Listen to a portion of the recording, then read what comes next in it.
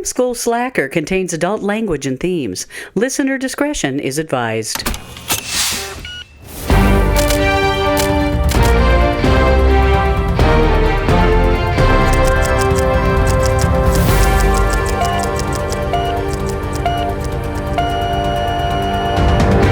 Hello and welcome to Film School Slacker, the podcast where I go through my ever-growing watch list of films, and with me always is Megan. Yeah, that's me. Hey, Megan. Hi. It's been a few weeks.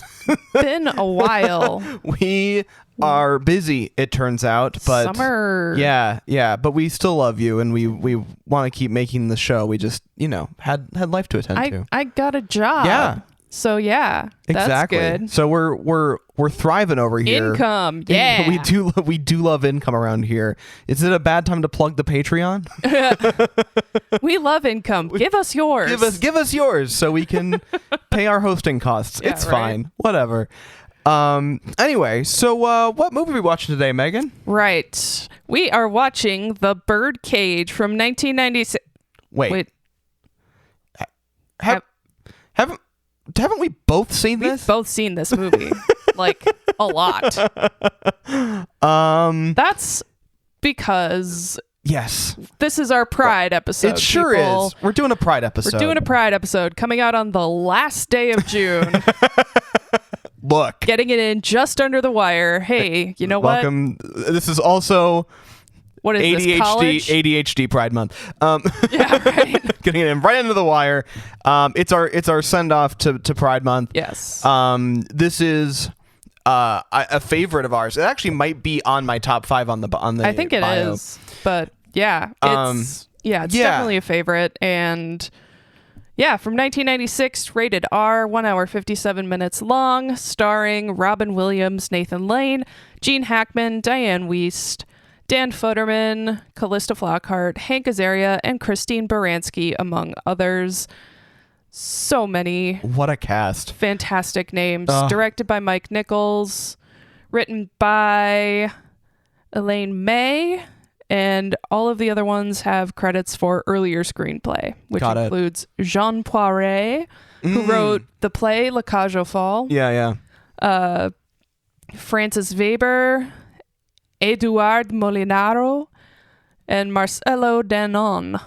This is very French name. Yeah, I'm glad you were the one that had the French stuff, because took 4.5 years of French. This has a because it derived from a much older French script. La Cage aux Folles. Yeah, which takes place in Marseille, not Miami, which is on the French Riviera. So it's very much kind of like France's Miami. Got it. It's a very beach kind of town, and my job bright is beach. colors, and my job is beach.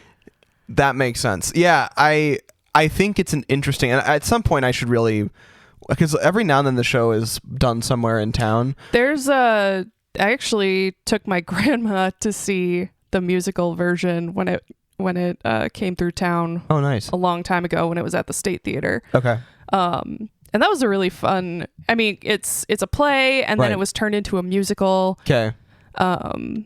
That's Billy Porter and fun.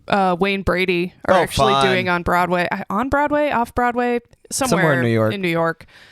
Off Broadway is the new on Broadway. Whatever. I think they're doing the revival, so maybe we'll get another traveling tour. That would be so cool. Yeah, that'd be really fun. Yeah, it's a show. It's a movie that you can tell is it comes from a play. Like you can just, as a movie, like you can just feel the fact that it's a play, kind of. But it's been a year since I've seen it, and I have no idea what our discussion's gonna be like. But I feel like we're gonna have plenty to say, because we always do. But I apologize in advance if most of it is just impressions of Agador Sparkus. Just quoting Hank Azaria the entire time. Quoting Hank Azaria. Oh, man. He did a couple videos recently. I saw that. Where he did the I never wear shoes, they make me fall down as like different characters of his. And it's so incredible. Good. He's a treasure. Yeah, I guess it's just going to be, after this, it's just going to be a super cut of our favorite moments, probably. Yeah, pretty so much. All right. Well, with all that being said, let's roll the tape. Roll it.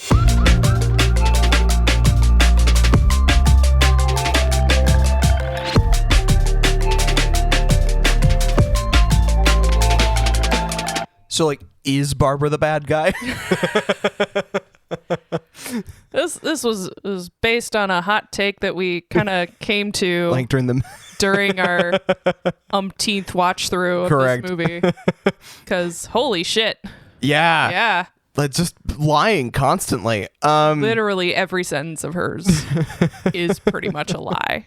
That everyone else is just like reacting to. Yeah. And having to kind of work with. God, I love this movie. I love it so fucking much. It's such a stage play, and I just adore it. And it's also very much a time capsule of the 90s we were talking about. Oh yeah. It's so good. It's so 90s Miami. Yeah. Not that I know anything about Miami in the 90s, but the vibe though. The vibe. I get the vibe, and it's very strong.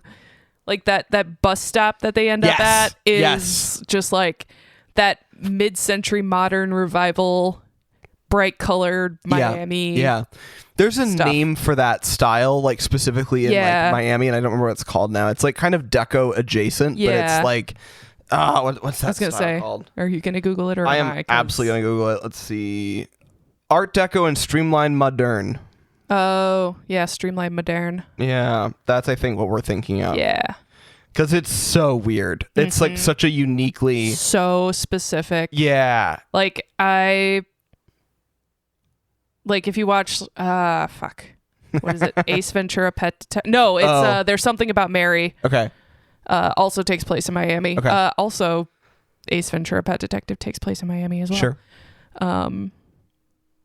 But yeah, like it's so obvious. Right. It's such a look. Yeah. No, I enjoy it. I don't know if I enjoy it so much because of the movie or I don't know. Like they're kind of intertwined to me. Just like the aesthetic of their apartment, the aesthetic of Miami around them. Like the vibe is so warm and so friendly. Like it just feels very friendly and very South busy Beach, and Miami. Like I'm sure I wouldn't feel comfortable there, but I feel like I like the characters are comfortable there, so I feel comfortable with them. I would absolutely feel comfortable there. Yeah, I don't know. I mean, there might be too many people. I think that's my problem. Have to escape to my fabulous apartment upstairs. A lot of very hot people there, and I'm like, I don't know what to do with you. I don't know how to exist with you people. That's when I go into I'm uncomfortable, so I'm gonna flirt with absolutely fucking everybody mode. And then I become it's the Schrodinger's flirt mode where the amount I mean it depends on how much the other person is into it. Yeah, I've never had that. I am so profoundly bad at the idea of flirting. I just don't. You really don't work it fast. No, I don't. Absolutely not. Yeah. Yeah, I don't know. Should I just start? My notes are really unhinged because I did not take notes. I probably should have, but also like whatever. I'm probably got enough notes for all of us. Just right away, like the opening of just like the music and you flying over the water, like it's such a you're coming into a world. You're flying in. It's so good. And then we're coming in and it's an evening. We're going into the drag show. Yeah, we're in the club mid show. And my note was, I hate to be that guy, but I really miss like things being shot on film. Yeah. Like, I don't want to be like Mr. Things need to be on film to be art Mr. kind of Analog snob. Guy. Yeah, that's not me at all. But I also do sometimes just miss that look, especially in the evening. Like there's a really specific vibe you get. And I miss it like a little bit, like that, like a late film era movie has a look that is so distinctive from what we have today. It's like, TV and film at this point just sort of look the same. Yeah. Which is not to diminish the art on either, but it's just don't see. TV looks incredible. Like the Bear and House of the Dragon, The Pit, like and literally any mod, like fucking Widow's Bay is fucking gorgeous. And I don't want to say, but they also look like movies, right? Right, and movies all look like TV, like they all look. It's just there's one kind of way to see an image now. It's all digital cinema cameras that do everything, and like they're marvels of engineering. Yeah, the directors of photography can really push them. They look really good, but I do occasionally miss just like going back and watching a movie that's shot on film, being like, oh man, this is so pleasant. It's such a specific look. When Tina Fey did 30 Rock, she insisted if she was going to do it, it needed to be shot on film. Yeah. And it had to be a single camera shoot. Yeah. So it's shot like a movie. Yeah. And it has a specific look to it. Like it does. I want to both be the guy that likes when things are shot on film with also not shitting on things that aren't new technology. Yeah, because that's not me. Like, I'm not a guy that wants to be like, you can't have the new thing be good. Like, that's not my deal. But like, I missed it. It looks good. It's a movie that benefits greatly and makes you feel like you're in that time and place because of the fact that there's film. Yeah. And then, so that shot going through like the establishing kind of sequence, it's coming into I think there might be a couple of cuts in there, but they're really, really well placed. And it's so much world building, like in a really short period of time. You come in, you're going, to me, this feels like a masterclass in like establishing a movie and its setting, because this is a show that ultimately takes place in very few places. It's all in the South Beach area. Yeah. It's all mostly in the house or the club, which is very theater coded, right? Like it's all taking place in like 2 or 3 different main sets. There's no Les Mis sweeping crane shot. Right, like we're talking like just scenes. We're not cutting between 5 different storylines or settings or whatever. It's all in the apartment or the club or like the area around, like the immediate area around the apartment. I think that everything from he goes, puts his head in the kitchen, sees a steak being picked up off the floor. Like, just like there's so many little bits and things that happen all in just this one sequence of them just following Robin Williams around. It's so good. It's just a really amazing piece of world building, and then going from that directly into him dealing with the first crisis with Albert. Like it's great. Like it's just good filmmaking, and it's a good intro to Albert and their dynamic and like kind of one of the reasons behind Val not wanting to tell Albert about his wedding and about like everything that's about to happen is kind of forecasted here, because if Albert responds like this, this over the top, you hate me, I'm ugly, I'm fat and old and disgusting and middle-aged thing, like literally almost holding up the show going on downstairs, because he found a bottle of white wine in the fridge when they both prefer red, like, oh yeah, I get it. I get where Val is coming from. I get his hesitation, because yikes. Yeah, that's a lot. That's a lot to be dealing with. Right. It's a lot. Right. And then immediately Hank Azaria shows up, which is so good. And then Albert says something crazy, and you just get Hank Azaria. Okay. Yeah.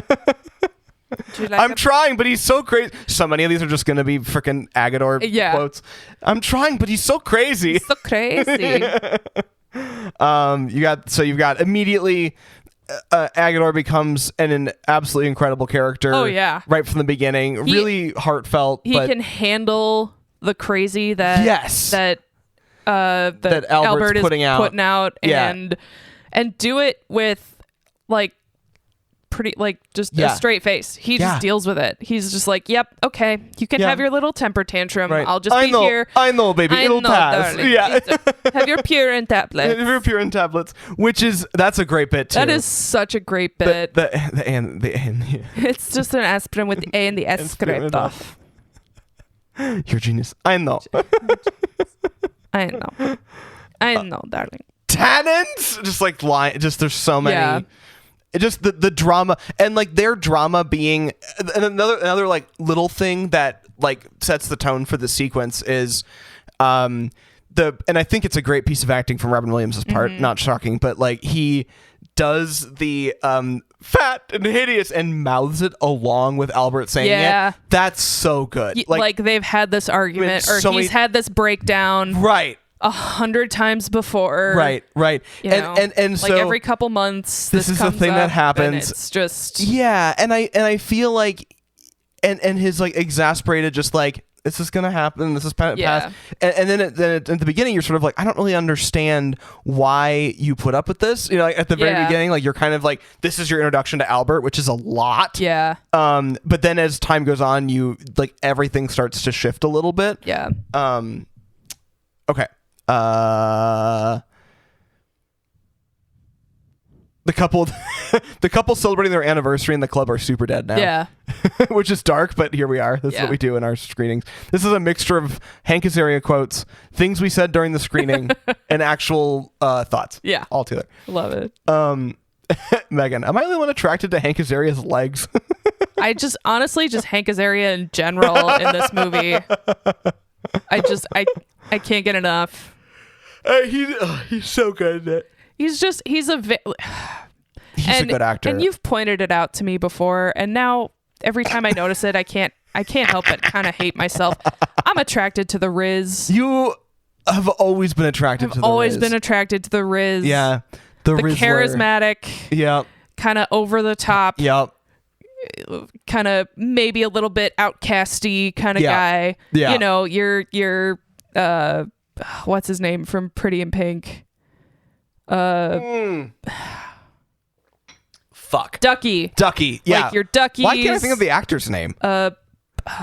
John Cryer. Thank you. Your Duckies. Your Agador Spartacus. Even though he's very gay. Hank Azaria isn't though. No, he's not. God, we really need. I just want to watch the opening scene to Along Came Polly with you, because holy shit, you don't really need to see the rest of the movie, but I feel like we should probably put it on the list if we're gonna. You really don't. I mean, maybe, I don't know. Fuck it, whatever. But yes, I have always been attracted to the weird, the Rizzlers, the Rizzlers. Yep. The Jeff Goldblum archetype, the Astarians. Oh, darling. And the Gales, kind of, honestly. It's and hello there. And now that I'm cognizant of it, I'm just like, fuck, son of a fuck. I curse your name every time. Yeah, no, that's fair. And it's just me in your head being like, that tracks. You're just being like, just the judgiest look on your face. Oh man. Anyway. Oh, and then we get so Val appears. We get he's dating somebody, talking to his dad about it, and the wine chug. The wine chug is like one of the most memeable parts of the movie. I feel like I've seen it in memes elsewhere. So good. And then he does the most Robin Williams-y part of the movie is, you called my bluff. You called my bluff. You little pisher. You called my bluff. And then, so, we see a little bit of Albert going down and going on as Starina. Starina does her little bits. Oh, lovely, you too, like little thing. And then later on, he comes back up, literally dressed as the tramp. And it's like, how did we go from there to? Like, I want to see this show. Like, I want to know what this whole show is like. This transition, and that's such a bit from like a Judy Garland type, like elder Judy Garland, yes, to or like a current day Liza Minnelli kind of energy, and then like. Charlie Chaplin, Buster Keaton. Yes. I this is such a trope. I know, oh my God, this is back in my senior year of high school. Gather around the campfire. Gather around the campfire, children. In my senior year of high school, we had the one act showcase. Yeah. So I'm not explaining this for you, but I'm explaining this for listeners. Yeah. It was basically like we had a theme, and students could submit their show, either a show that was already written or they wrote themselves, and then that would be put on for an audience. And it was just, there was like a rotating list of shows. Anyway. There was usually like an A night and a B night. A night and a B night, right. Because, Right. And I remember there was a couple years where I'm like, I'm gonna die because I did too many things. That was my first directing experience. Hell yeah, that's right. Yeah. My senior year, my good friend Anna Watts who is now a playwright out in New York. In LA. New York, LA, yeah. LA, yeah. One of those coastal places cities that hate Minnesota for no good fucking reason. Pedro Pascal said Minneapolis is one of his favorite cities, so suck it, LA. As it should be. Anyway, she wrote one of her first things. Yeah. Was a one act. Where it was all inserts of people from Irondale Drama doing a show, and it was called The Dressing Room because the whole show was from the perspective of the dressing room. So we had basically what we did is we did I don't think I actually went and saw. You probably didn't. It was the girl. It was the girls and the boys side. Oh. And then there was like a frame down the middle to indicate there were mirrors. Oh. So it was the whole thing was done in the round where we had that in the middle, and and so we were all of us were then cast as not us. We were all cast as other people, but because I don't think there was a version of me in this. Okay. But I was in it. But I was playing somebody else, and I was playing sort of the Albert. I'm not going to say, because I was playing a real person. The trope that we were playing with in that show is, since it was the dressing room. Yeah. So it was so people that were coming on and off stage were going on stage. Yeah. That was the whole bit. And so, but we had this crazy mix of outfits that everyone was wearing because people were dressed up to go on stage. Yeah. And it was I think Griffin had something on that looked like he was going to go out for Oklahoma, suspenders. And somebody else had something that looked like it was very much Rocky Horror. I was going to say, nothing made any sense. Yeah, what fucking show is this? So to me, that reminds me of that, where it's the show that's when how backstage. Did we get here? Yeah, when backstage is the show. Yeah. Anyway, it cracked me up, so I enjoyed that immensely, and Anna's a good fucking playwright, and it was a fun show to do for sure. Yeah. Let's see. Oh yes, it's sludge. I thought it'd be a nice change from the coffee. Yeah. Agador is pretty unflappable. Totally. Just nothing can stop him. It's so good. It's so good. Yes, I thought it would be a very good a nice change from coffee. Yeah. He's a very good kind of foil to Albert and Armand. Either way, Armand you don't get the impression until later in the movie that he stresses about a lot, right? And then later on you realize he's real pent up. And I'm sure we'll get there, but I think one thing to note about that too is he's comfortable when it's the world that he was able to create, right? Yeah. And then when there are other factors outside of his control, when he was forced into a position where he was operating well outside of his normal boundaries, of course he was going to be stressed. Yeah. Okay.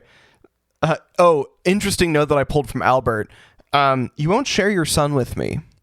So that was a line that we had talked about early on. It was how did Armand handle raising Val? Yeah, I was wondering kind of how Val's childhood worked as far as school and his social kind of, his social stuff worked, because I mean, even if it was Miami in the 90s, right, being raised by two gay dads was an outlier.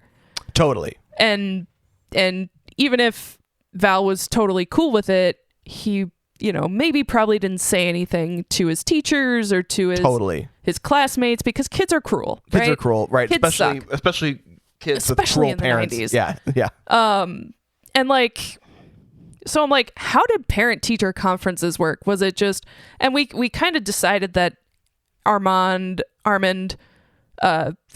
probably handled everything like a single dad. Yeah.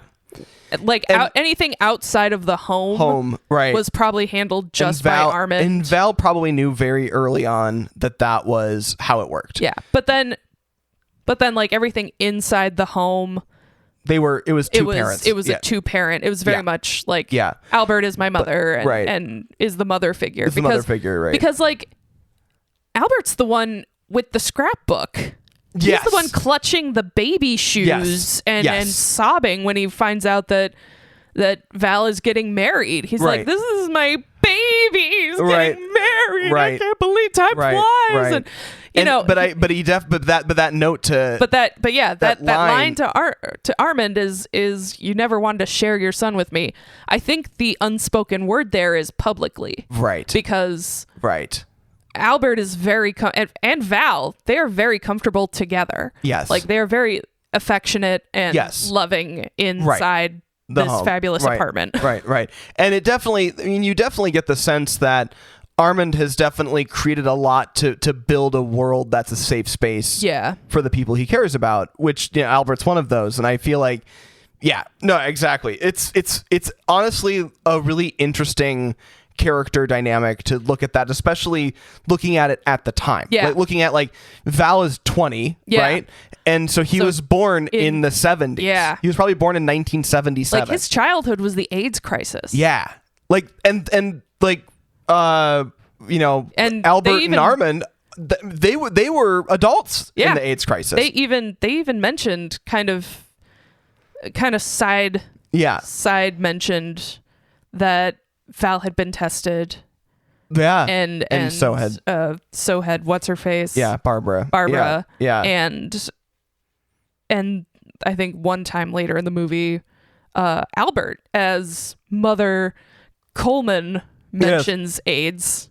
Right. As a, detriment on society, whatever, when she's doing her whole Republican mother sort of facade character. Yeah. But so maybe it was a safety thing almost for Val. I could see that. Because especially I can't get into that because I will spin out on it. I know. We'll have to limit our spinning. There's a lot to dive into. I'm gonna write some fucking headcanons about this. Yeah, valid. Put it on Tumblr. Even though nobody asked. Megan's Tumblr handle. I'm kidding. Just out you. You don't know my Tumblr handle. I don't think. You called my bluff. You call my bluff, you little pisher. You called my bluff. And then we cut over to the Keeley family. Yeah. And we've got just him shouting with other Republicans on a TV show. He's like, it's a wonderful show. So good. It's porno, not pronto. Porno, not pronto. Okay. This is a thing that happens in both families in this movie. And I don't know if this is just convenient for the film, but they both had in-home workers. Yeah. I don't know anybody who has in-home workers at the level of a senator, a housekeeper, or a bar owner. I have no idea. And also where does Armand get his money? He bought that building. Yeah. He owns a very successsul drag club. No, I know, but how did he get in? How did he get the money? Yeah, I don't know. And when he was young, he gave money to. He gave a decent amount of money to Katie to start Archer Body Works, whatever it's called. Yeah, I just it's very interesting. I want to think he comes from money. It could be. It's a generational wealth situation. Sure. Yeah. I think that's just probably the most likely. I think you're probably right, but it was very interesting. Also, you really don't have to make much money in Ohio to be able to afford a nice house. Sorry, that's me shitting on Ohio. I'm sorry if we have any Ohio listeners. I don't think we do. I've been there. I think we've got a little bit of. It's not great. A little bit of Chicago, a little bit of. Love East Chicago. Coast. Yeah. I love Chicago. Can't say enough nice things about Chicago. I want to get to Chicago again. Yeah. It was so fun. It's fun. I love Chicago. It's been a long time since I've been. It's been since pre-pandemic. Oh, the boys are moving back to Chicago. Mm-hmm. Oh, nice. Yeah. Gay brunch. Right, dude. I can't do gay brunch anymore. I can't do gay. I'm over too 30. Old. I will die if I do gay brunch. Over 30. I can't do gay brunch. I cannot drink that much in the middle of the day. Nope. And be expected to do other stuff. I have to go to the Art Institute still. Maybe we do Art Institute And before gay brunch, and then we go take a nap. I think we just don't do the gay part of brunch. I mean, like, the gays Maybe we can just come, don't do but, like, brunch. Maybe we do gay dinner. Gay dinner. Yeah, that sounds better. Like, I don't know what gay dinner is. I always think about gay. Yeah, it's just dinner. It's just dinner with a couple extra cocktails. Happy Pride, everyone. Happy Pride. Then he comes up the side trellis to get into the upstairs of the house. You could have fallen. I did. And he starts trying to eat candy out of the trash. Like, Kevin Keighley is such a great character. Yeah. He's just a mess. He's so good. He's literally the messiest bitch. Truly. And Gene Hackman, what a fucking treasure. Yeah, may he rest. May he rest. Half of this cast, may they rest. Ugh. Sweetie, you're wasting your gum.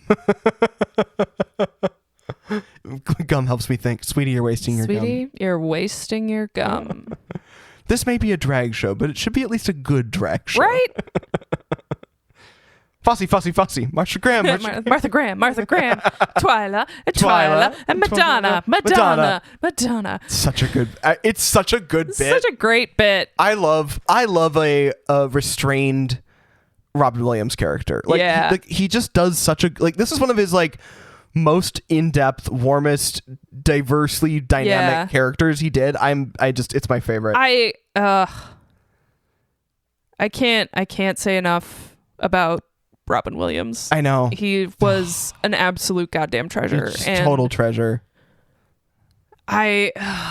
Depression is a bitch, you guys. Depression is a bitch, you guys. Depression is a bitch. Yeah. Also, so is Lewy body dementia. That's also part of it. Oh yeah, that's there was that was one of the contributing factors. Yeah. No, and especially for someone like as physical an actor. Yeah. Ugh. Yeah, no, it just, a person that had to have struggled with that his whole life. Yeah. The people that have the most to give like that usually have very little for themselves. Yeah. And yeah. Ever since the genie and Batty from Fern Gully. Yeah. Like, I grew up with that voice and that acting. And he raised the really 90s did. kids. He really did. Yeah, and just an unbelievable talent. Unbelievable. Like, just no one ever had a bad thing to say about him. Yeah. Like, he was he was just an absolute icon. Mm-hmm. And I have yet to find something of his that he has done bad in. There's been things he's done that have been bad, but not him specifically. He's just unbelievably. Oh, Captain, my Captain. Exactly. Fuck. And speaking of that, his bit where Val first starts to talk about trying to play straight for this dinner. Yeah. And like that, his entire sequence there is so much. You can see the struggle. Mm-hmm. You can feel it. Yeah. Cause he's saying, like, you know, if you go through with this, don't expect anything from me. Like, don't visit, don't come here, don't call. Right. And then immediately, like, the second he's got his hand on they shake hands or something to say goodbye, and he just immediately pulls him back in for a really tight, loving embrace. Yeah. And that speaks volumes to what sort of a dad he was. Yeah. It to Val growing up. Right. And I mean, like I said, especially like raising a kid as a gay man in the AIDS crisis. Yeah. Like, you know, he, and I don't want to attribute anything to his character that isn't, you know, real, said or implied or real or whatever. But like, did he ever wonder, am I going to be able to see my son grow up? Right. You know? Right. Like, I feel like and I'm, you know, thinking about this, the performance he gave, you know, when Val's like, I need you to play straight for this whole bit. Right. Yeah.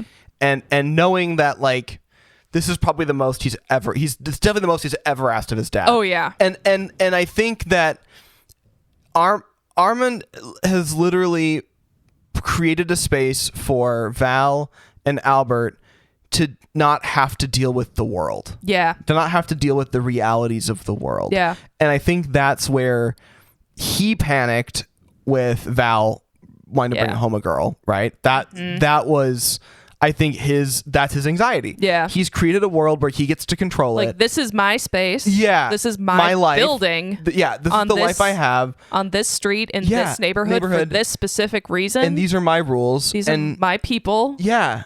And you want to bring in people who actively hate and work against and spew horrendous things about people, the people in my community. Right. And you want me to mollify them? Right. Like, it's gotta feel just like the worst kind of betrayal. Yeah.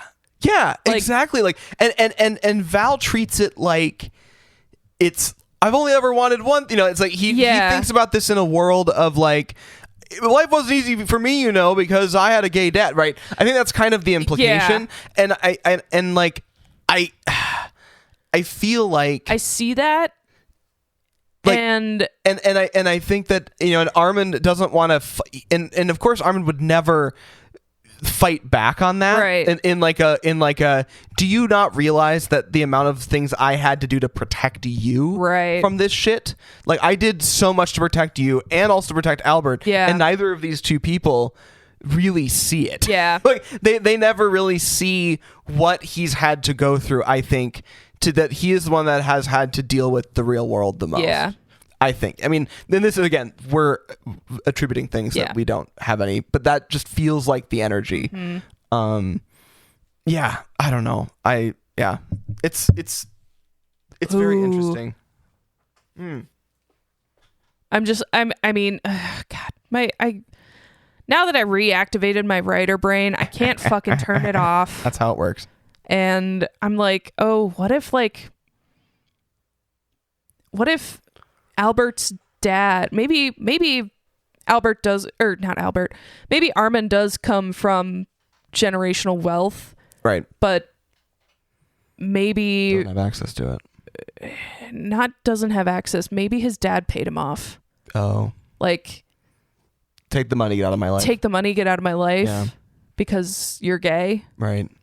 And so he just and did that's how he got. And he's just the Birdcage. Working his life that way. He's just he used the money to fund the Birdcage and get his son, and just like I don't know, maybe I writer brain can't fucking stop. It is interesting. There's so much, and like any good movie, you don't question any of these things about these people, but then you also go, what is the story behind how that person got to where they are? This next note just says fuck Jay Leno. I don't have any follow up to that. That's it. The classic ladder press conference, as one does. Yeah. What, like you do when you're totally innocent. Yeah, exactly. You called this out. So Armand is down in the bar after hours, and just like relaxing, or sort of mulling things over on his own.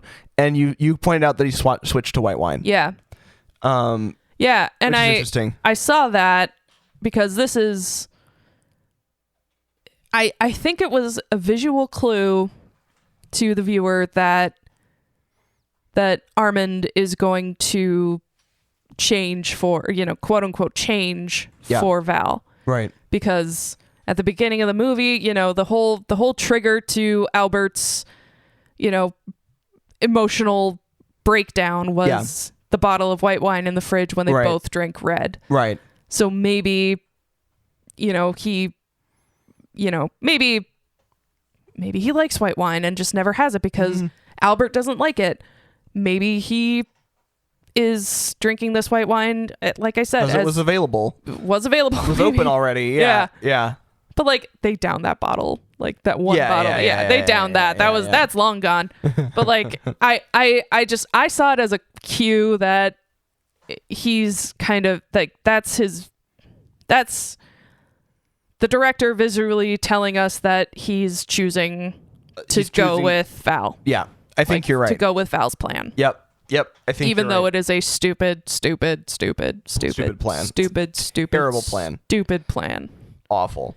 So then he goes to So then they started trying to enact the plan, and then he realizes he can't kick Albert out, so he's going to try to straighten Albert out to be there with them, and that makes for really entertaining.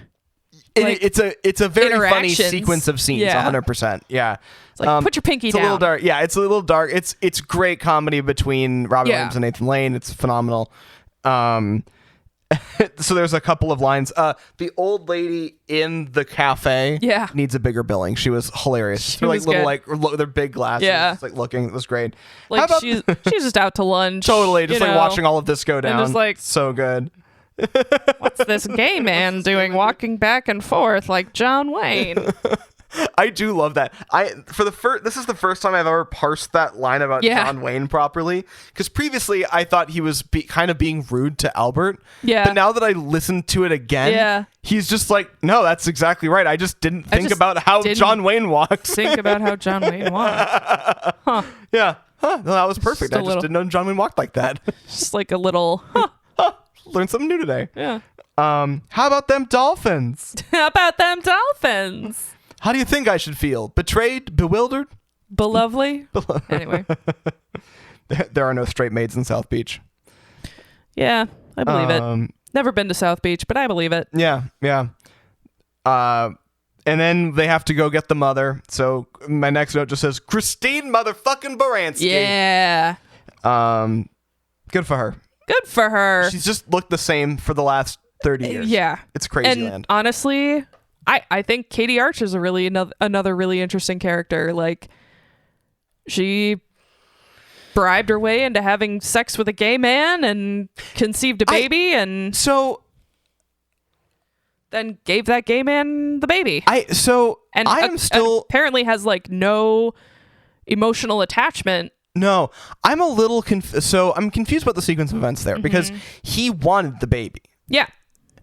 I don't think that he was planning to have sex with her. No. So she just showed up. Yeah, she was just in his bed naked waiting for him. Kind of as a, sexy surprise. Right, the naked man. She naked manned him. Yeah, I mean, and I think that's a very interesting thing to do. Because it wasn't will you be my surrogate? He absolutely could have said no. Right. But then he's like, why the fuck not? Yeah. It's right here. Right. It's kind of like a... I'm trying to... it's kind of like having a snack that you kind of just let sit in the cabinet for a while, and then one night you're just like, they don't have that. Why the fuck not? Yeah, I'm gonna house this whole box of extra toasty Cheez-Its. Not speaking. Why the fuck not? Not from personal experience. Not from personal experience. I've never housed a whole box of never once. Yeah. Extra toasty Cheez-Its in one night. I wouldn't have even thought about it except for you called out extra toasty. It made me start to believe. Okay, but extra toasty Cheez-Its are really good. I love the little burnt. Sure. Because it's all the little burnt ones. Sure. It's classic. They're so good. I think an interesting thing to point out about this too is I like that it shows a little bit of how sexuality is fluid or and gender. Yeah. This whole movie is, I think I said to you at some point, this whole movie just proves that gender is a construct. Yeah. Yeah, I want to get in. Okay, so I want to finish these notes up. Finish. There's two things I want to talk about before we rate it. Yeah. Which is hilarious that we're rating it. But I know. Whatever. We're doing. Honestly. Look, here we are. Yeah. What do we care? I'm between husbands, and then just good for her. Literally, I just read Meghan. Good for her. So funny. Archer Potty Works receptionist reading Nietzsche, which cracks me the fuck up. Her name is Imelda. Imelda reading Nietzsche. Yeah. Also, in regards to Imelda, yeah. Jesus. Are we crucifying someone tonight? I'm leaving in my boombox. No. And all my wigs. Which wigs? Which wigs? All my good ones. No. Okay, this is a line that I was just getting to. So I love, Armand, Albert then leaves again. Mm-hmm. And, it's the whole thing with, just feeling like not part of it. Again, it goes back to the you're not sharing your son with me. Yeah. I feel like I'm not part of this family. Like I don't know how I public fit. figure in my not allowed to be public about this. Yeah. And so he brings the palimony agreement, and they're sitting on that great scene where they're sitting on that bench. Fantastic bench. So it looks like I just want to frame that shot. Yeah. And just like keep it as a framed image, like photograph. Like it's so cool. And that whole scene breaks down. I think you had a comment of like, that's like marriage, that's love right there. You know, you kind of like had some sort of like emotional response. because he's like, you know, he hands him the palimony agreement, and it says that Albert owns everything. Right. And Armin says, you know, I built this thing, but it's only home because you're there. Like it's you know, it's something like, it doesn't matter if you know, you say I can stay or I say you can stay. Who cares? Right. It's us, it's ours. Right. Like it only matters because you're there with me. Like I have this to share with you, and in a world where like that is the most romantic scene. It is. Yeah, that's exactly what you said. It's the most romantic scene. I think my line in the notes was, this is a distillation of marriage and relationships, like a commitment. Like in a world where, you know, 1996 is such an interesting time frame for this. Yeah. You know, it's a great. I didn't mean to burp into the microphone. It's a great. It's the world is more open and in a lot of ways. Yeah. You know, we've things are a lot better than they used to be for the LGBTQ community. However, gay marriage is not legal. There's all sorts of things that are not a thing yet, right? In 1996. Correct. Yes.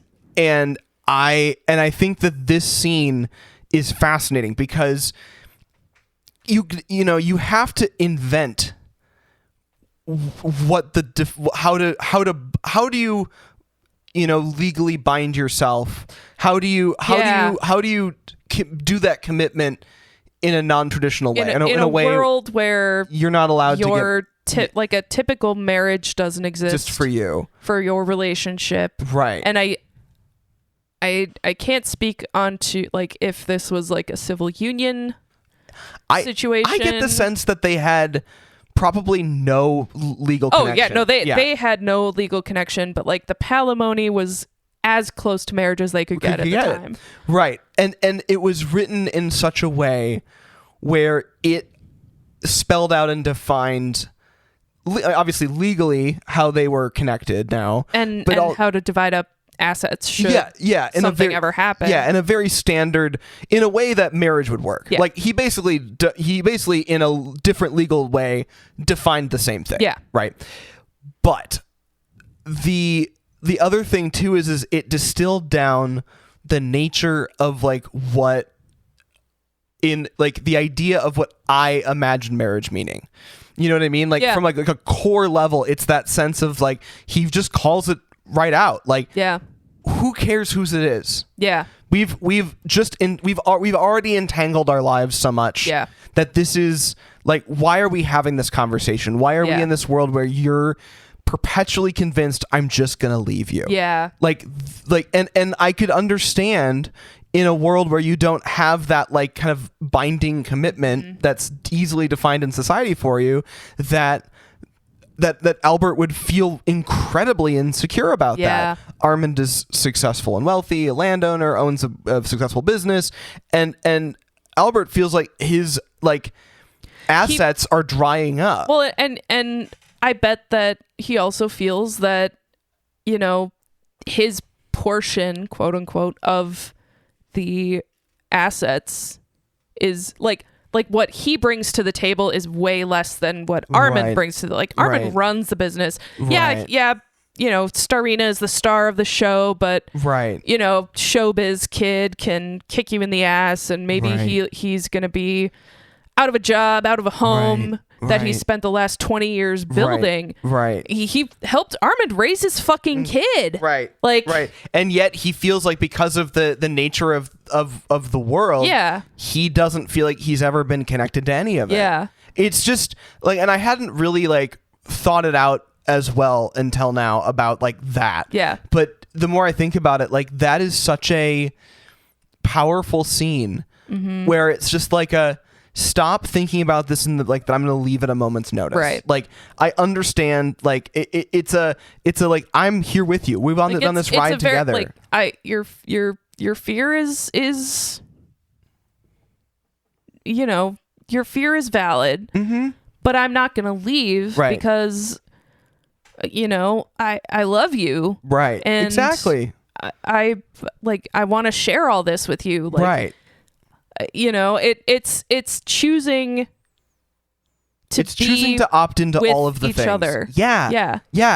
It's that, and that's why I called it like the distillation of marriage. Like, it is most romantic stories don't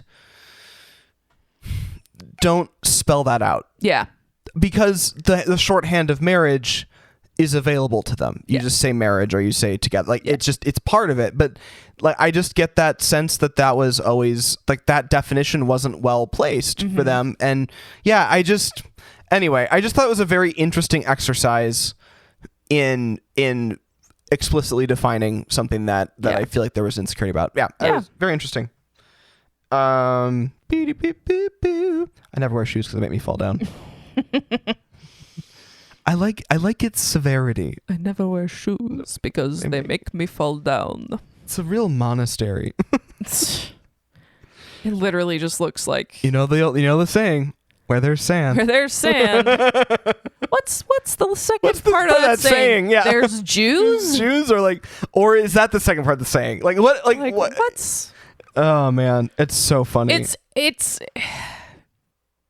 so cringy. Oh my god. So it is so uncomfortable. Did you notice, and I'm sure this was obviously on purpose, but did you notice like the energy shift like before and after Albert showing up? Like, so like before Albert's there's this like weird like this like weird silence, either silent or like Senator Keeley like rambling or like just awkward levels of kind of like very it's like everyone is like no one wants to be the first to like say something real, right? Like they're all sort of avoiding, they're all in connection, in probing mode, trying to like understand, trying to figure out they're all like right. And then they were also what can I talk about that's not going to make it weird, but by not making it weird, I'm making it weird. It's a very like it's so uncomfortable. It's so cringy. It's just it hurts. Yeah, it hurts to watch that. It does. And then there's the immediate shock of Albert showing up. Yeah. And then like immediately there's a tonal shift. Yeah. Because even though there's that undercurrent of like, oh fuck, like oh god, we've oh god, we've added a whole other level. This wasn't planned. Right, oh my god, what are we gonna do? Oh my god, I'm gonna drink half a bottle of scotch in one go. Jesus Christ, that Glenlivet was near death. Gone. Yeah, it was gone. So I think it's so interesting how they needed to trust Albert more to know how to handle the situation. Yeah. Like, because Albert knew exactly what, like, even though it was crazy. Yeah. Because Albert's crazy, but also, like, he knew exactly. He knew how to handle riff. it. He knew how to riff. He knew how to do improv. Like, he's a better improviser than the rest of them. Yeah. Because you do drag stuff right back and like, oh, he's an actor. He's he's a star of stage. He's just like, I have to be ready to pivot on a moment's notice if something goes wrong on stage. So I'm very used to this. And I'm not comfortable in a straight in presenting as like a straight man, right? But I can find an approachable way to enter. So I'm gonna be a character. I'm gonna be Mother Coleman, right. Oh, and that's how I'm gonna handle it. And honestly, if Catherine hadn't showed up, that could have just worked. It could have worked. Yeah. Although Not for more than one night. Not for more than one night. Because this plan was put together by an 18-year-old and a 20-year-old, and they are stupid. The dogs without horses. They are dogs without horses. Terrible. It's a terrible plan. They should not be getting married. And also, Barbara lies consistently. Barbara lies so much. And you might be saying, well, they all lie. I'm like, yes, but the originator of the lie are all Barbara. Is Barbara. Like Val has never met her parents. He's not the one saying, we should definitely say that my parents are attachés degrees. Yeah. He never said that. She's the one who comes up with that shit. She just I can't imagine why. And why would and the other thing too is she wanted to go to them. Why would you send them to why would you not bring them to your and then they could home field advantage almost? Yeah, and then there would have been less for them to do except go, and they could have planned. I don't why understand. did we not meet on a neutral ground? Yeah. Wherever they're going to college. Come to campus for parents weekend and meet my girlfriend's parents. It was an absolutely terrible idea. It was a terrible idea. And I cannot believe that. Yeah, and it was all Barbara. I'm sorry. It was all Barbara. I hesitate to attribute all sorts of negative qualities to Barbara because her dad is the same. Her dad is the same way. Totally. Her dad, this kind of high-powered legacy senator, and I pointed it out while we were watching, he has kind of baseline senator mode and then press-facing senator mode. Yes. And he only goes between those two until he gets to until they put him in drag. Then I think he is the realest he's ever been. He's just I don't know what I'm doing. Yeah. Oh God, I'm so uncomfortable. I don't want to be the only girl not dancing. And I mean that could speak to the power of masks and how dressing up as someone else helps you discover parts of yourself that you never knew. Anyway. Right. But she grew up in kind of a right wing. Right. Tornado of lies and covering up and I had nothing to do with that because this whole thing about the scandal if he had just gone out and said I had no idea that guy was right, if he had gone kind of full court press on totally I had nothing to do with it. Right. I didn't know that about the senator. I actually thought he was a good guy and he wasn't. He betrayed me. Right. Sort of tack to it. Totally. It would have blown right over. Right. They would have the news cycle would have moved on, but no, he made it worse by hiding and trying to subterfuge his way out of it. Right. Well, I think it's the idea of looking at people who have decided to live authentically and people who are trying to conform in a way where they avoid their own. Yes, absolutely. Yeah. No, it's fun. That's another big theme of the whole movie. Totally. Just fucking be yourself. Is this why I am the way I am? Probably. Probably. I saw this movie. We'll have to start. The more we go into that, we'll have to start. I'm gonna have to start. I'm gonna have to start sending you guys my therapy bills, even though I haven't been to therapy in several months because I've been unemployed. Hey, yeah, woo, raw dogging it. Love that. Oh man, that's the worst. Raw dogging life. I love so they've got. The first time they get pulled into the other room, he kind of wipes Armin down. You're soaking wet. Soaking wet. Good. It's such a good. Just we're fucked. What are we doing? Let's see. Then there's the whole sequence between Senator Keeley and Albert, where Albert's doing the why don't they just kill the mothers? The whole thing, and just. And Armand Senator Keeley has so much more ice. Yeah, and Senator Keeley has such big heart eyes for Mother Coleman. Yeah, it's so funny. It's such a good bit. I love that for him. I do too. It's so good. Good for you. Right. Again, you put on a mask. Yup. It reveals truer things about yourself. Exactly. Exactly. Wait, there's shrimps. There's shrimps. Fuck the shrimp. What peasants? I made it up.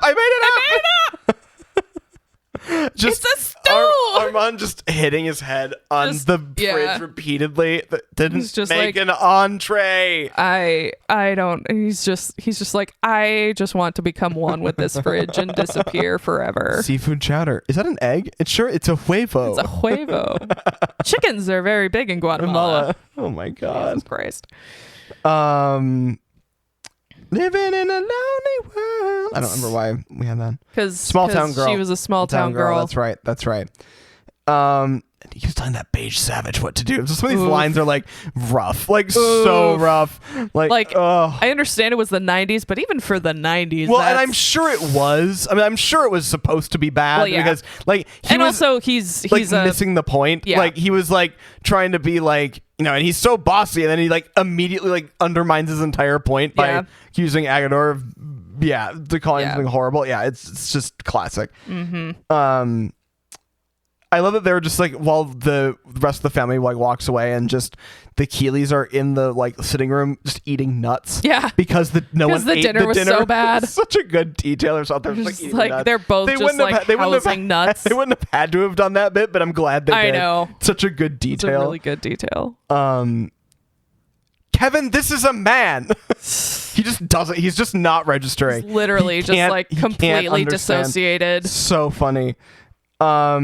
And then, of course, the highest risk, highest reward exit in filmmaking. Yeah. Where they all win the drag, including the senator, and it's just an excellent whimsical end. There was some definite like stealth checks they had to roll for that. That would have been some nat 20. Oh yeah. Nonsense shenanigans. 100%. For all our D&D playing listeners out there. There's got to be some.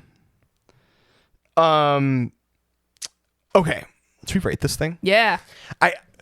This is interesting. I've never rated one that I already like have strong opinions before going into about. Actually, that's not totally true. I guess when we do a flip the script, but it's different because it's like we're kind of looking. It's different because we've both seen this movie a lot. Right.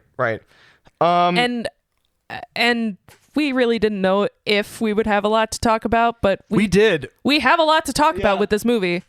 Oh, we're over an hour. Which, you know, I think speaks to the staying power.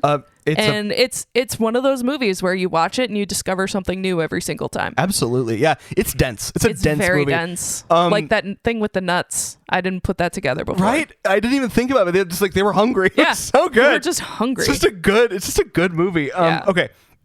Before we rate it. Yeah. Do you have any thoughts about who you'd cast it again? Oh boy. Yeah. If we were making this movie today. Yeah. I guess let's just say. And I mean, I was thinking about that while we were watching it too. Like, you could kind of make this movie today. You could. It'd be a little bit different. The palimony sort of sequence would have to be a little bit. Subplot would be different because they can get married. Yeah. I honestly don't know if the character of Barbara would be such a coward. Sure.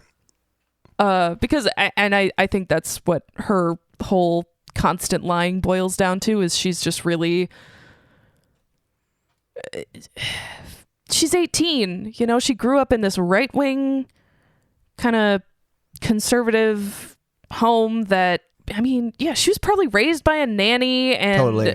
No, I'm sure she's got a lot of she's got some shit going on. She needs therapy. I mean, we all need therapy all the time. Yeah. But like I just think she's a coward. She wouldn't stand up to her parents and say, "Hey, I'm dating this guy. His parents are gay and they own a drag club in Miami." Right. But she did tell them that she got HIV tested. Like, right. Where's the line here, Barbara? Anyway, it's a whole thing. God, if I was casting this today, let's just see if we can do Armand and Albert. I mean, I mentioned at the top of the episode Billy Porter and Wayne Brady. I mean, that would be a fun play for sure. That's gonna be. I'm gonna enjoy the shit out of the TikToks that come out of that. Right. And their son Val is Lil Nas X. Yes. The gayest one of them all. Oh my god. Yeah, that wouldn't work. We'd have to find a straighter one. I have a duo in mind. Do it. And you brought up one of them during the screening. Okay. Michael Sheen as Albert. Yeah. And David Tennant as Armand. Interesting. Like it's a little Aziraphale Crowley coded, but like Crowley is more. I mean, David Tennant as more of the straight man. I struggle to see because I can Michael see Sheen doing really. Albert. Yeah. I don't. Okay. Interesting. I think. Because he typically plays very kind of he does play locked sort of down sort of stable characters. I think giving him the chance to be kind of over the top and unstable would be really fun. He did play a pretty unstable character in the Tron movie. I haven't seen I know. Yeah, that's not good. Like I'm trying to think of other duos. Yeah, I don't know. I'm struggling. Because they'd have to be probably a little older. Yeah. I'd say, I mean, like 50s. Yeah, I think they're both in their 50s. Yeah, I think they are. I don't know. It's hard. It's hard for me to remap those characters onto other actors. Yeah. I'm just trying to imagine like what. Who would we have play Senator Kelly? Keeley. Ooh. Yeah. I'm trying. Again, I don't know if this is just like coming out of left field a little, like maybe too far out of left field. Yeah, no, that's too far. Okay. I was thinking Jason Sudeikis, but I don't think he's old enough. No, that wouldn't work. But like give him 10, 15 years. Maybe we could get that out of him. Maybe we could get that out of him. Shoot. Yeah, somebody in that age bracket who could do that kind of role. But like a 50s or even 60s kind of. Yeah.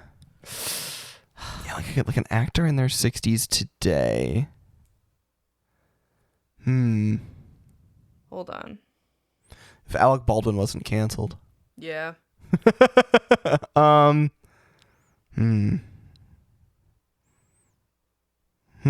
Yeah, because it can't be somebody that's like too suave. They have to be kind of. How would we feel? He's not. God, I'm in the wrong age bracket. I keep thinking of actors in like their 40s. Right. But like,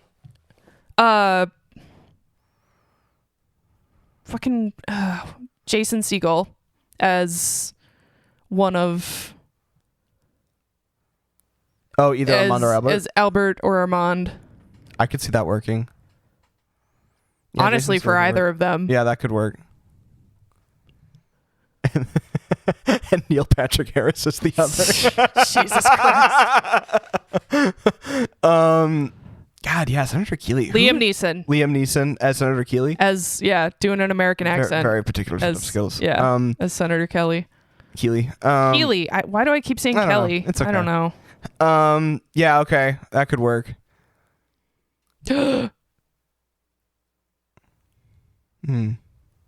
Jason Schwartzman as Albert. As Albert? As Albert. Oh, okay. All right. I don't know. I think I like that. Okay. All right. and Val is Michael Cera. Michael Cera's like 40. I know, he's so old now. It's fine. So it's fine. He's older than we are. I know. By a significant margin. I'm fine. Okay, anyway. Yeah, I don't know. It's a tough movie. It's a fun exercise. It is, and this is a tough one to cast. Oh my God. Alan Tudyk as Senator Keeley. That's it. We found it. Oh God. Get him on the phone. I love it. Yeah. I love it. Okay, let's rate this thing. Yeah. Production design. 10. We're at a 5. Whatever. As we've done since the beginning of the podcast. As we made up on the fly. On the first day. Damn it. Okay. I think that 5 is very solid. It's visual candy. It's like visual so eye much, candy. So dense, so much to see. It's great. And the production is great. So good. Yeah, editing, music, Yeah. it just works. Mm-hmm. Story. I would be willing to go down to a 4, but I feel like I could give it a 4.5. But but I'm kind of leaning more towards a 4.5. Yeah, I think 4.5. Mostly because of just it kind of has like the classic like non-communication miscommunication vibes, and that it's a theater show. It's a very like Frasier-y kind of theater-y, like someone doesn't communicate something or some message gets missed. It's a 1920s Cole Porter musical. Yeah. They all do that. And Then the shenanigans ensue. Yeah, no, it definitely follows that the missed identity.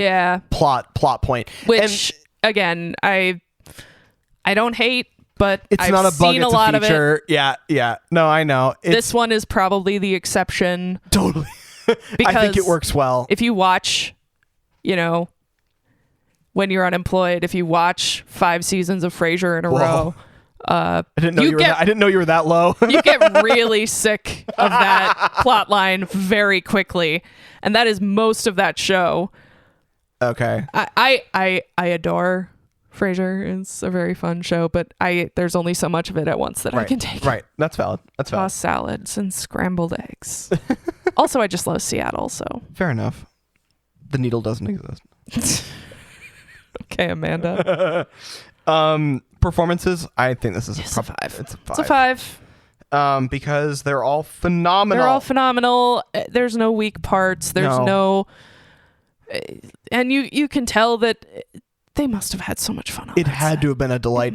There was a shot that you called out where they were in the kitchen and during the wait, there's shrimps. Yeah, like that bit where Robin Williams was just running like, out. You could go. tell he was like, go. He was like, there's like a little 30 seconds from breaking. There's like a little hint of a laugh, in one of his very frantic lines. Just so insane. I think it was because of the bottle pop when he stole the bottle from Val. Yes, I think that's kind of what did it. Oh my god! I think that's kind of so good. Yeah. I don't know how anyone kept a straight face. There's so many of these like absolute powerhouse actors just being fucking goofy the whole time. Yeah. So good.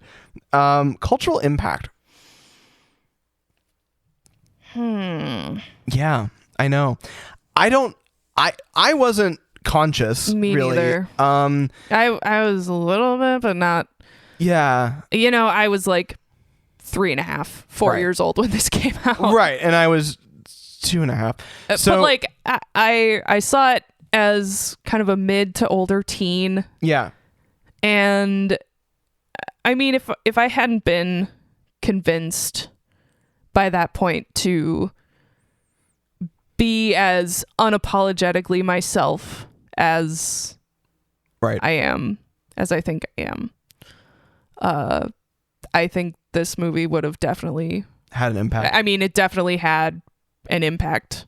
Anyway, I mean, it's one of my favorites. It's one of my favorite films. Yeah. It's definitely top 10.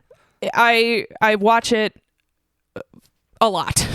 At least one time a year. Yeah, we definitely watch it together almost every year. Exactly. Yeah, it's for me it's just an interesting early kind of entry. It's a show that bridges a gap. Yeah. It's a movie that takes an earlier story about a topic that up to that point was not super mainstream. Yeah.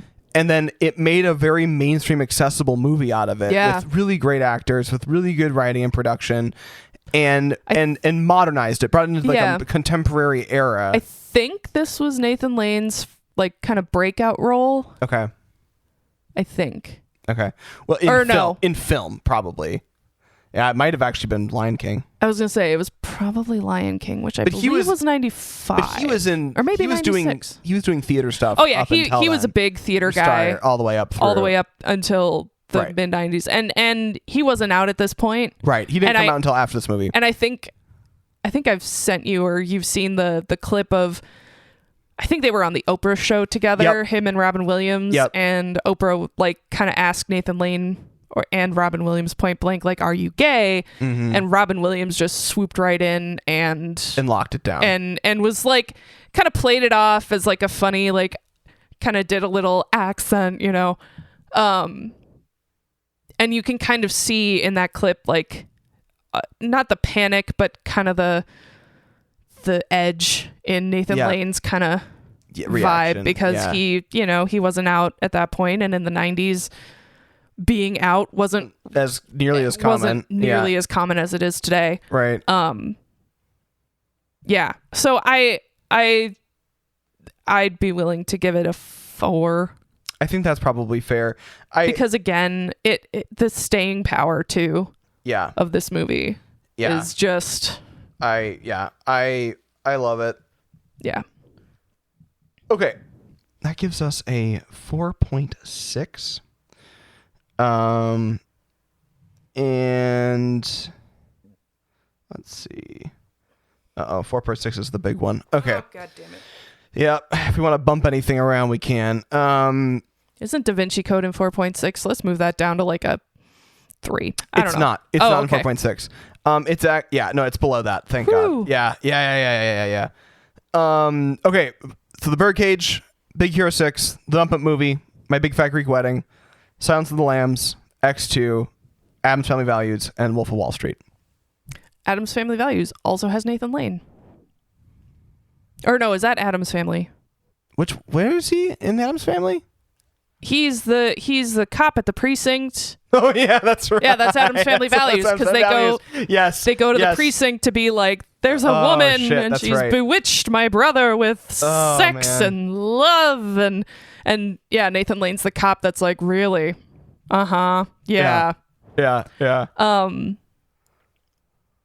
that's a solid list of bangers, honestly. Yeah. I love it. Yeah, I think 4.6 is a good range. If you go to our website and want to see, we've got anyway, our website actually has an entire ratings thing on it, because you haven't seen before. It's got a whole tracker. Yeah, a whole tracker of stuff. You click on a movie, it'll take you to the episode if you want to listen, or find out where to listen to it, and you can also donate to our Patreon. Let's do it. We would it doesn't cost a lot to run this podcast, but it's not free to run this podcast. Free to host it. Nothing's free because the world is terrible. Why would it? Late stage capitalism. Anyway, but so this was sort of devolved, but because it was destined to. It's also getting kind of late. Yeah. This is one of our later recording sessions. This is such a amazing classic film, and I love it, and I'm glad we were able to talk about it. And I'd be curious to hear from I don't know, either via one of our social media channels or DM us or whatever. Like, would love to know if you like the idea of us doing these, where we take a movie that we both really like, and talk about it in the same way that we handle normal episodes. I would be curious to see if that's something that you'd like us to do, because there's certainly, obviously, like my list isn't getting smaller. No. But if you ever want to do that, like we definitely have some that are favorites of ours. Like I could see that doing with like Grand Budapest or something like that. So anyway. With all that being said, thank you so much for listening to this Pride episode of Film School Slacker. I'm Ian. I'm Megan. We will see you next time. Happy Pride. Thank you for listening to Film School Slacker. Our graphic design is by Mitch Ransdell. Music by Ariel Shalom and Ziv Moran. Voiceover audio provided by Mike D and Janet Paoni. Learn more at filmschoolslacker.com.